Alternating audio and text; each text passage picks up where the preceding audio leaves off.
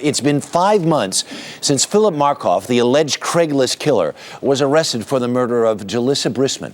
Now, the CBS News magazine program 48 Hours has an exclusive interview with a woman who says she was Markoff's first victim. He just said, if you do everything you're asked, no harm's going to come to you. Tricia Leffler believes she's lucky to be alive after she says Phillip Markoff answered her erotic service ad on Craigslist. I shut the door, I turned around and I locked it, and that's when he pulled out the gun. Police say Markoff was addicted to websites specializing in sex, pornography, and fetishes. He was absolutely convinced that no one would ever suspect that he had this double life, that he would actually answer ads for sex workers or erotic dancers. But his propensity towards violence was never evident, they say, until the night he tied up Tricia and robbed her at gunpoint. It dawned on me later that he could have very well killed me. Police say that's what he did to Tricia Leffler 4 days later. Paula Rosa and Maria Kramer are the co-authors of 7 Days of Rage, the deadly crime spree of the Craigslist killer. And they join us live in the studio this morning. Good morning. Good morning. Morning. How is it? I mean, that was one of the mysteries. It's a continuing mystery. Mm-hmm. This guy did seem to leave a double life.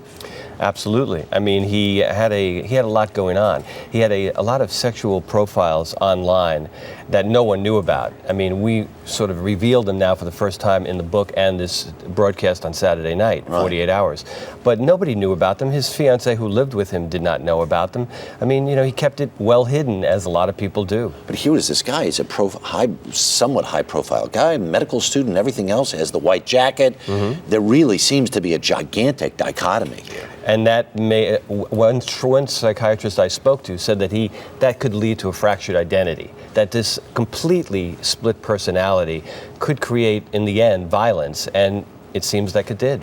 Did his fiancée have any clue? Does she seem to have any picture of this whatsoever? No, according to the detectives that I spoke with that interviewed her, she had no idea what was going on.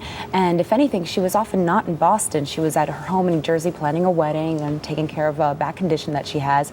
So she wasn't around very often to see what Phillip might have been up to. When this story was first breaking, there was so much attention paid to the website. Was there a clock on the website? Absolutely. They had a wedding website, Phillip Markoff and his fiancée Megan, and there was a countdown clock for days, weeks, right to seconds to the day he was going to get married. They were going to get married. And there seemed to be a lot of pressure on Phillip. I mean, the wedding was impending. He loved to gamble. He had the secret life. He was in medical school. Let's not forget that. Right. I mean, there's a lot of stuff going on in his life. So is there a sense that this countdown clock may have been part of the fulcrum that shoved him to a place that he ends up being exposed? No one knows exactly why anybody does anything, but I think that's one of the pressures. I mean, he clearly had an interest in bisexuality, bondage, S&M, on all these other websites, on one hand. On the other hand, he's getting married to this beautiful young woman from New Jersey.